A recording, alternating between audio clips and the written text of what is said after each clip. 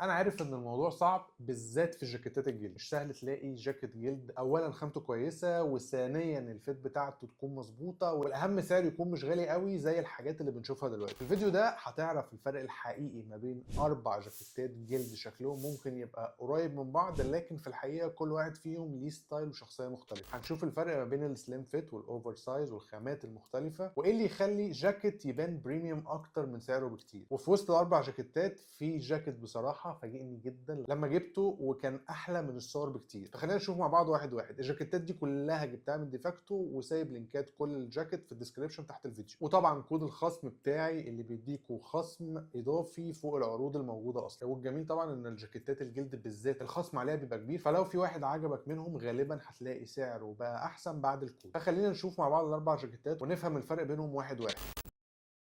اول جاكيت هنبدا بيه هو السويد جاكيت ده. الجاكيت ده بصراحه من القطع اللي اول ما تبص عليها تحس انها كلاسيك ونظيفه في نفس الوقت. الخامه هنا سويد، ودي من الخامات اللي بتخلي اي جاكيت يبان اغلى من سعره، لان ملمسها مط شويه وما فيهوش اللمعه بتاعه الجلد العادي، فبتدي احساس اهدى واشيك. اللون هنا بني ترابي، وده من احلى الالوان اللي ممكن تتعمل من خامه السويد، لان السويد من الالوان الترابيه زي البني والكاكي والكامل بيبان طبيعي جدا وشيك جدا في نفس الوقت، وده فعلا لون سهل يتلبس مع حاجات كتير جدا. الجاكيت كمان ريجولار فيت، يعني لا ضيق ولا واسع ولا اوفر سايز، بيدي شكل مظبوط على الجسم، مريح في اللبس، وده يخليه مناسب لناس كتير لان الفيت ده عاده بيبقى اسهل في التنسيق. لو بصينا على الياقه هنا هتلاقيها بولو كولر، ودي نفس فكره ياقه القميص. النوع ده من الياقات بيخلي الجاكيت يميل شويه ناحيه السمارت كاجوال، يعني ينفع يتلبس كاجوال عادي وفي نفس الوقت ممكن تطلعه بشكل اشيك شويه لو لبسته مع قطع مناسبه. التفاصيل كمان معموله بشكل نظيف جدا، عندك مثلا السوسته في النص بسيطه وسهله في الاستخدام، مفيش تفاصيل زياده حواليها، فده محافظ على الشكل النظيف للجاكيت. لو جينا للجيوب فهي معموله بشكل لانتد بوكيتس. النوع ده من الجيوب بيخليها جزء من تصميم الجاكيت نفسه، وفي نفس الوقت بتبقى مريحه جدا لو حبيت تحط ايدك فيها. ومن الحاجات اللي عجبتني كمان ان الجاكيت مبطن من جوه، فده بيديله شويه دفى من غير ما يخليه تقيل، يعني يفضل مناسب لفصول زي الخريف والربيع او ايام الشتاء اللي مش بارده قوي. وفي كمان جيب داخلي، ودي تفصيله عمليه جدا لو عايز تشيل موبايل او محفظه مثلا تقدر تحطهم جوه من غير ما حاجه تبان في الجيوب اللي بره. الميزه في الجاكيت ده برضو ان هو سهل جدا في التنسيق. انا عن نفسي جربت البسه على النيت وير البيج ده وعليهم البنطلون الاخضر، وطبعا انت مش لازم تلبسه على بنطلون اخضر زي ما انا عامل، بس خليك في الامان، ممكن تخليك في الاسود في البيج او حتى كحلي، بيبقوا مناسبين جدا. ده بقى تاني احلى جاكيت في الاربعه بعد الجاكيت اللي هوريه لكم في اخر الفيديو. الجاكيت ده بالنسبه لي جامد جدا. الجاكيت ده نوعه اقرب حاجه اسمها ليذر يوتيليتي جاكيت، او ممكن يتقال عليه ليذر وورك وير جاكيت. الفكره هنا في التصميم بتاعه ان فيه تفاصيل جايه من لبس الشغل القديم شويه، وده باين في الجيوب الكبيره اللي قدام وفي القصه الواسعه شويه بتاعته. لو بصينا عليه ككل هتلاقي ان الستايل بتاعه داخل في اكتر من اتجاه، في احساس ورك وير ستايل بسبب الجيوب الكبيره والتصميم العملي، وفي نفس الوقت في لمسه مودرن ستريت كاجوال بسبب ان الفيت بتاعته اوفر سايز والكتف دروبد شويه. في نفس الوقت التصميم نفسه مينيمال، مفيش تفاصيل كتير ولا مبالغه في الديزاين. هنيجي بقى هنا لموضوع مهم جدا وهو تلبسه ازاي. بسبب ان الجاكيت ده اوفر سايز شويه واللون بتاعه بني غامق، فالقطع اللي تحت لازم تبقى بسيطه عشان الجاكيت نفسه يفضل هو القطعه الاساسيه في اللون. اسهل حاجه ممكن تلبسه تحته هو بيزك تي شيرت الوان زي اوف وايت، جراي، بيج او حتى زيتوني، هتبقى حلوه جدا مع اللون البني، لان الالوان الترابيه عموما بتمشي مع بعض بشكل مريح للعين. لو الجو ابرد شويه ممكن تلبس عليه تريكو خفيف او نت سويتر الوان زي الكريمي او الكامل موز جرين، هتبقى مناسبه جدا معاه. وكمان التريكو بيكسر خامه الجلد شويه فبيدي توازن لطيف في اللوك. ولو حابب تميل شويه لجو الستريت ستايل ممكن تلبسه على سويت شيرت خفيف بلون رمادي مثلا باهت او اسود روج. بالنسبه للبناطيل لان الجاكيت اوفر سايز فالاحسن البنطلون يبقى ستريت او باجي او حاجه واسعه عشان يبقى فيه توازن في الشكل الجسم من فوق ومن تحت. ولو جينا بقى للستايلنج كامل ممكن تلبسه على تيشيرتات اوف وايت مع جينز كحلي. الميزه في الجاكيت ده بصراحه ان اللون البني بيسهل برضو التنسيق جدا، وعلى الرغم من ان هو بني واول جاكيت بني، بس زي ما انتم شايفين ده حاجه وده حاجه تانية خالص. فرق الخامات، فرق الفيت، فرق الشكل على الجسم.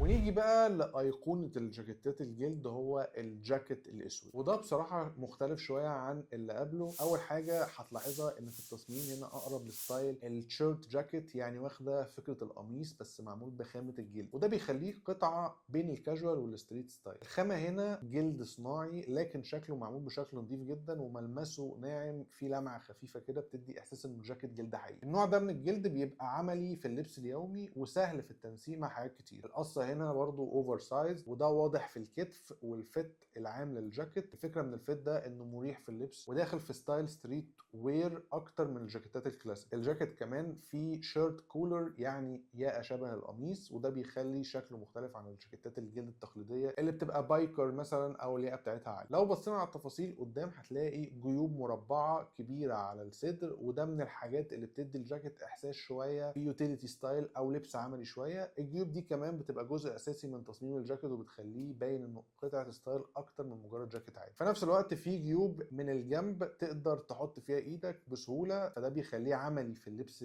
كل يوم. السوسته هنا برده في النص بسيطه ومباشره، وده محافظ على التصميم. ولو بصينا من جوه هتلاقي الجاكيت متبطن برده، فده بيديله راحه اكتر في لبسه وبيخليه مناسب لايام الشتاء الخفيفه او الخريف. الميزه في الجاكيت ده بصراحه ان اللون الاسود مع الجلد بيخليه قطعه قويه جدا في اللبس. يعني اول ما تلبسه كده بيبقى العنصر الاساسي في اللبس. لو انت نازل في خروجه عاديه او كافيه مع اصحابك ممكن تلبسه على تي شيرت ابيض مثلا مع جينز اسود وسنيكر بيضه، وده يطلع لوك ستايل فعلا نضيف. لو عايز تطلع الجاكيت بشكل اول بلاك لوك ممكن تلبسه على تي شيرت اسود وبنطلون اسود وبوتس سودا، وده بيبقى مناسب جدا لخروجات بالليل او عندك عشاء او سهرات. لو حابب تخليه اهدى شويه ممكن تلبسه على تي شيرت رمادي مثلا او اوف وايت مع جينز غامق وبوتس جلد، ده بيطلع اللوك بشكل ايدجي وبيخليه لسه بسيط. الميزه هنا ان الجاكيت ده ستايلنج بتاعه بسيط، لان اللون الاسود مع الجلد غالبا بيشتغل كويس مع اغلب الحاجات سواء جينز او بنطلون قماش او حتى كارجو بانس. وفي نفس الوقت الفيت الاوفر سايز بيخليه مناسب جدا لستايلات اللبس الجديده اللي بقت منتشره دلوقتي.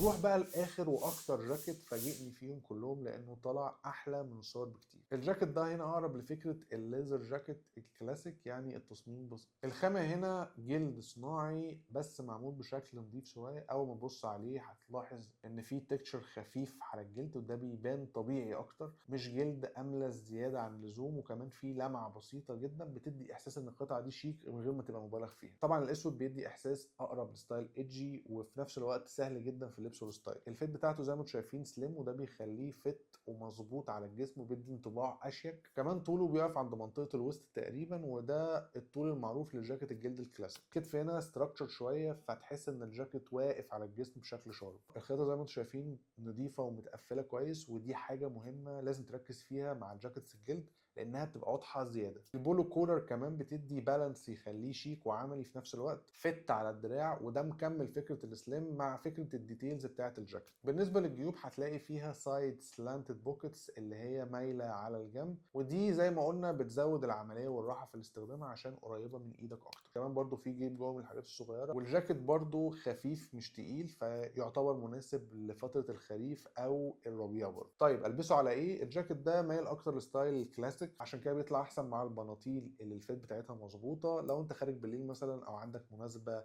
مايله للكاجوال الشيك ممكن تلبسه على تي شيرت وايت مع جينز اسود وعليه تشيلسي بوت مثلا، هيبقى شكله ايدجي شويه. لو عندك ديت مثلا ممكن تلبس اول بلاك اوتفيت وتلبس كل حاجه سودا، هيبقى شكله حلو. طيب كده شفنا الاربع جاكيتات مع بعض، وكل واحد فيهم ليه الستايل المختلف بتاعه. في اللي يميل اكتر للكلاسيك، وفي اللي داخل على الستريت ستايل، وفي اللي ينفع يتلبس سمارت كاجوال بسهوله. فالفكره ان كل واحد فيهم بيديك لوك مختلف حسب انت هتلبسه ازاي وفين. لو اي جاكيت فيهم عجبك هتلاقي كل اللينكات في الديسكريبشن، وكمان سايب كود الخصم الخاص بيا لو حابب ان انت تاخد خصم اضافي. وطبعا زي ما انتم عارفين جاكيتات الجلد بالذات لما بيتحط عليها خصم الفرق في السعر بيبقى باين قوي. لو الفيديو عجبك ما تنساش تعمل لي لايك وسبسكرايب، وقول لي في الكومنتس انهي جاكيت فيهم عجبك اكتر.